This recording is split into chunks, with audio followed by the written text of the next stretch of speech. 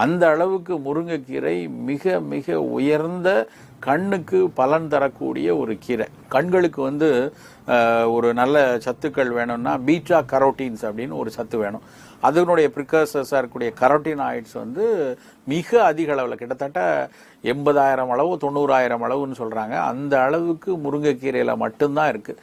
அந்த முருங்கைக்கீரை பார்த்தீங்கன்னா கொஞ்சம் சீக்கிரமே ஒரு பழுத்து பிற ஒரு மஞ்சள் கலரில் பழுத்து போகிறதுக்கு காரணமும் அதில் இருக்கக்கூடிய கரோட்டினாய்ட் சத்துக்கள் அதிகமாக இருக்கக்கூடிய காரணத்தினால தான் அப்படின்னு சொல்லி தாவரவியலாளர்கள் சொல்லுவாங்க. அவ்வளவு சிறப்பான ஒரு கீரை வந்து முருங்கைக்கீரை.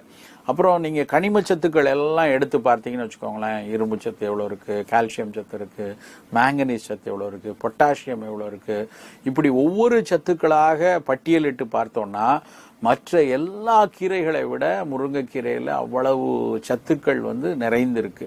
அந்த முருங்கைக்கீரையை வந்து நம்ம வந்து